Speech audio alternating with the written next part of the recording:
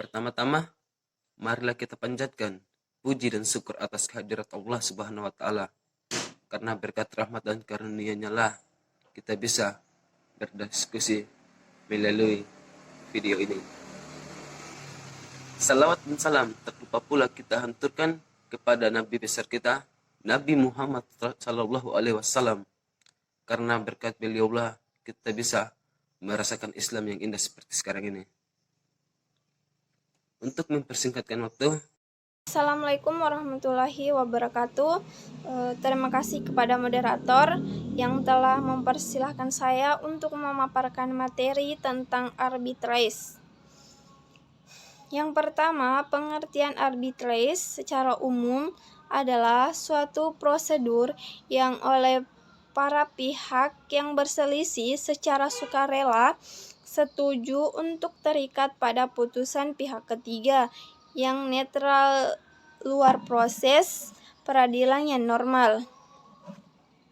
Sementara itu, menurut Undang-Undang Nomor 30 Tahun 1999 tentang arbitrase dan alternatif penyelesaian sengketa merupakan sengketa umum. Pasal 1 Angka 1 arbitrase adalah cara penyelesaian suatu sengketa perdata di luar peradilan umum yang didasarkan pada perjanjian arbitrase yang dibuat secara tertulis oleh pihak yang bersengketa.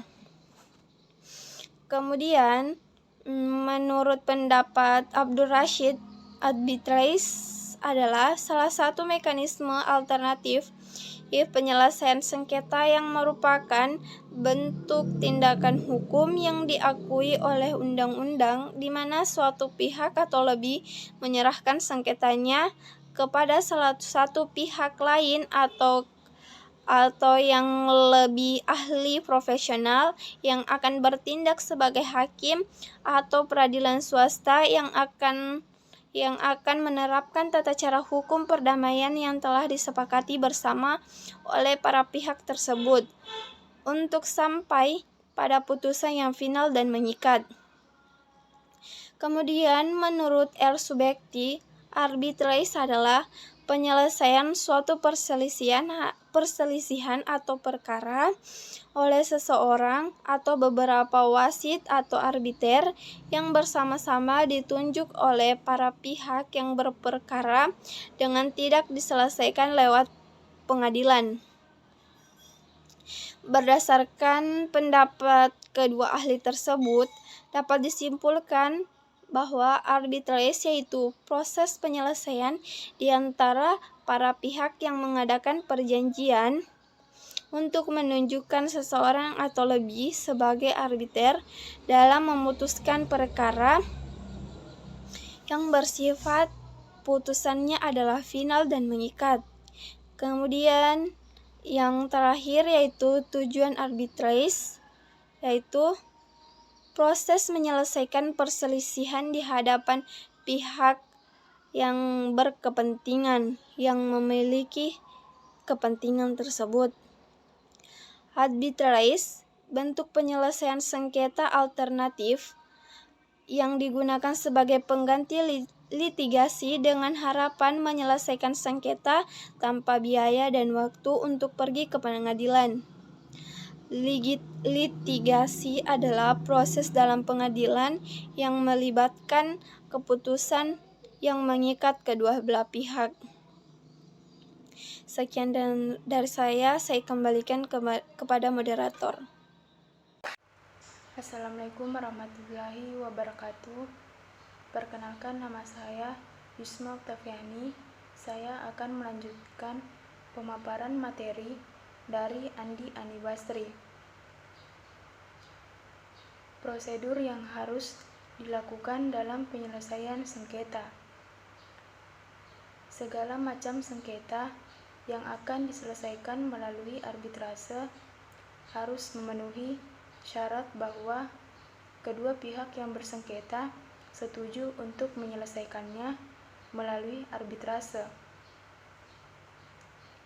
Dengan demikian, sengketa tidak akan dilanjutkan ke lembaga peradilan.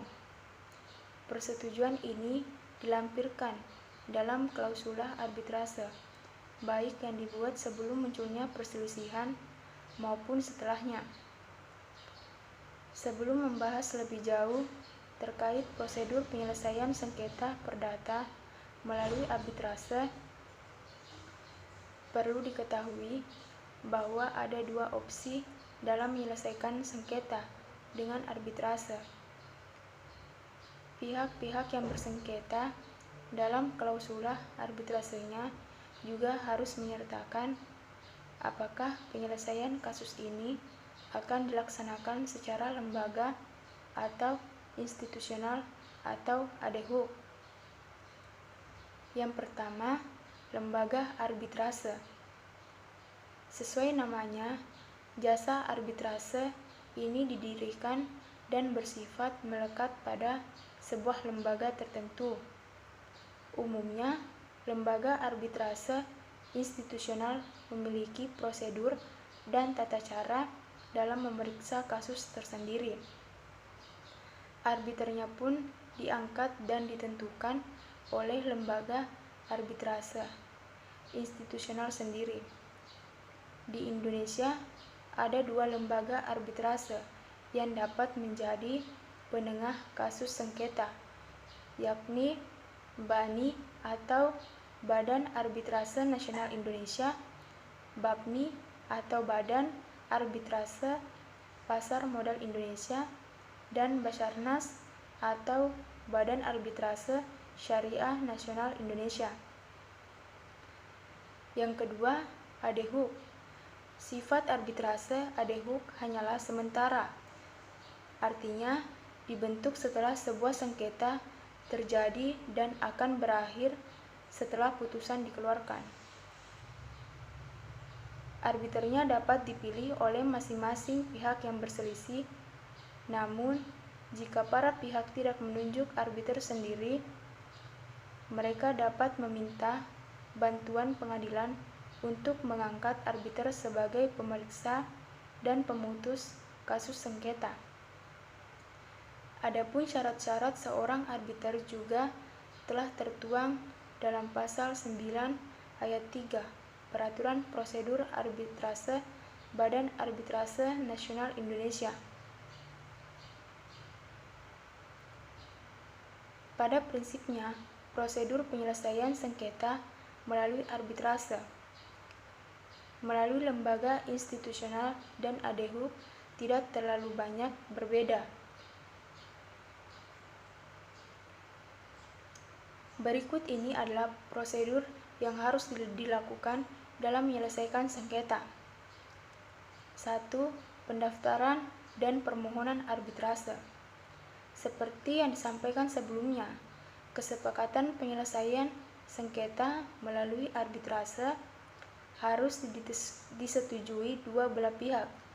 Sebelum berkas permohonan dimasukkan, pemohon harus lebih dulu memberitahukan termohon bahwa sengketa akan diselesaikan melalui jalur arbitrase. Surat pemberitahuan ini wajib diberikan secara tertulis dan memuat lengkap informasi seperti yang tertuang pada Undang-Undang Nomor 39 tentang Arbitrase Pasal 8 ayat 1 dan 2, yakni nama dan alamat lengkap pemohon dan termohon. Pertama, penunjuk klausula arbitrase yang berlaku. Kedua, perjanjian yang menjadi sengketa. Ketiga, dasar tuntutan. Keempat, jumlah yang dituntut atau apabila ada. Kelima, cara penyelesaian sengketa yang dikehendaki. Dan yang keenam, perjanjian tentang jumlah arbiter, atau jika tidak memiliki perjanjian ini, pemohon dapat mengajukan jumlah arbiter yang dikehendaki dan harus dalam jumlah yang ganjil. Penunjukan arbiter ini juga dapat diserahkan kepada ketua BANI atau melalui pengangkatan ketua pengadilan negeri, sebagaimana yang tertuang dalam Peraturan Prosedur Arbitrase Badan Arbitrase Nasional Indonesia atau BANI, prosedur penyelesaian sengketa melalui arbitrase dimulai dari pendaftaran dan permohonan arbitrase kepada Sekretariat BANI. Hal ini dilakukan oleh pihak yang memulai proses arbitrase alias pemohon. Penyerahan permohonan ini juga disertai dengan pembayaran biaya pendaftaran dan administrasi, atau meliputi biaya administrasi sekretariat, pemeriksaan perkara, arbiter, dan sekretaris majelis. Setelah permohonan diterima dan pembayaran dilunasi, permohonan akan didaftarkan ke dalam register BANI. Permohonan akan diperiksa untuk kemudian ditentukan apakah perjanjian arbitrase cukup memberikan dasar kewenangan bagi BANI untuk melakukan pemeriksaan sengketa tersebut. Kedua, penunjuk arbiter. Merujuk pada Undang-Undang Arbitrase Pasal 8 ayat 1 dan 2 yang disebutkan sebelumnya, pemohon dan termohon dapat memiliki kesepakatan mengenai arbiter. Kesepakatan ini dituliskan pada permohonan arbitrase yang disampaikan pemohon dan dalam jawaban termohon, atau dijelaskan pada poin 3 mengenai tanggapan pemohon. Forum arbitrase dapat dipimpin hanya oleh seorang arbiter atau arbiter tunggal atau majelis. Hal ini berdasarkan kesepakatan dua belah pihak. Adapun yang dimaksud dengan arbiter tunggal dan majelis adalah seperti berikut ini. Yang pertama, jika diinginkan cukup arbiter tunggal, pemohon dan termohon wajib memiliki kesepakatan tertulis mengenai hal ini. Pemohon mengusulkan kepada termohon sebuah nama yang akan dijadikan sebagai arbiter tunggal. Apabila dalam kurun waktu 14 hari sejak usulan diterima, tetapi tidak mencapai kesepakatan, maka ketua pengadilan dapat melakukan pengangkatan arbiter tunggal. Kedua, jika diinginkan majelis, maka pemohon dan termohon masing-masing menunjuk seorang arbiter karena jumlah arbiter harus ganjil. Arbiter yang ditunjuk oleh dua belah pihak harus menunjuk seorang arbiter lagi untuk menjadi arbiter ketiga atau akan menjadi ketua majelis. Jika dalam kurun waktu 14 hari belum mencapai kesepakatan, maka ketua pengadilan negeri akan mengangkat arbiter ketiga dari salah satu pihak. Sementara itu, apabila salah satu pihak tidak dapat memberikan keputusan mengenai usulan nama arbiter yang mewakili pihaknya dalam kurun waktu 30 hari sejak termohon menerima surat, maka seorang arbiter yang telah ditunjuk salah satu pihak yang menjadi arbiter tunggal. Putusan arbiter tunggal ini tetap akan mengikat dua belah pihak. Ketiga, tanggapan termohon. Setelah berkas permohonan didaftarkan, Badan Pengurus BANI akan memeriksa dan memutuskan apakah BANI memang berwenang untuk melakukan pemeriksaan sengketa, maka sekretaris majelis harus segera ditunjuk. Jumlah sekretaris majelis boleh lebih dari satu dan bertugas untuk membantu pekerjaan administrasi kasus. Sekretariat menyiapkan salinan permohonan arbitrase, pemohon dan dokumen-dokumen lampiran lainnya, dan menyampaikannya kepada termohon. Termohon memiliki waktu sebanyak 30 hari untuk memberi jawaban atas permohonan tersebut. Hal ini merupakan kewajiban termohon, termasuk di dalam jawaban tersebut adalah usulan arbiter. Apabila dalam jawaban tersebut tidak disampaikan usulan arbiter, maka secara otomatis dan mutlak menjadi kebijakan ketua BANI. Batas waktu 30 hari diperpanjang melalui wewenang ketua BANI dengan syarat tertentu. Termohon menyampaikan permohonan perpanjangan waktu untuk menyampaikan jawaban atau menunjuk arbiter dengan menyertakan alasan-alasan yang jelas dan sah. Maksimal perpanjangan waktu tersebut adalah 14 hari. Keempat, tuntutan balik. Dalam jangka waktu 30 hari tersebut, termohon harus mengajukan tanggapannya kepada bani untuk kemudian diserahkan kepada majelis dan pemohon. Jawaban tersebut harus mengandung keterangan mengenai fakta-fakta yang mendukung permohonan arbitrase berikut butir-butir permasalahannya. Di samping itu, termohon juga berhak melampirkan data dan bukti yang relevan terhadap kasus tersebut. Jika ternyata termohon bermaksud untuk mengajukan suatu tuntutan balik atau rekonvensi, maka tuntutan tersebut dapat pula disertakan bersamaan dengan pengajuan surat jawaban. Tuntutan balik ini dapat diajukan selambat-lambatnya pada saat sidang pertama, namun pada kondisi tersebut termohon dapat mengajukan tuntutan balik pada suatu tanggal dengan memberi jaminan yang beralasan. Tentu saja hal ini juga dilakukan atas wewenang dan kebijakan majelis seperti prosedur permohonan arbitrase di awal. Pihak pemohon yang mendapat tuntutan balik dari termohon diberi waktu selama 30 hari atau sesuai dengan kebijakan majelis untuk memberi jawaban atas tuntutan tersebut.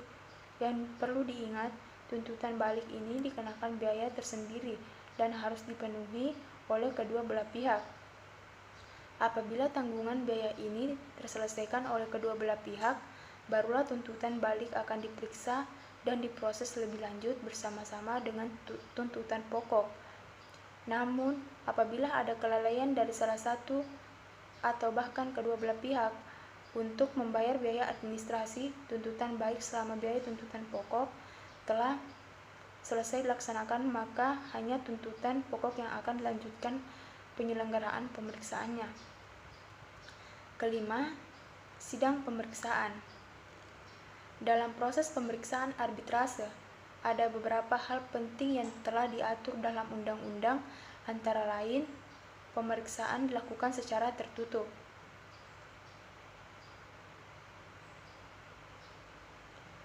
Menggunakan bahasa Indonesia harus dibuat secara tertulis dan mendengar keterangan daripada pihak.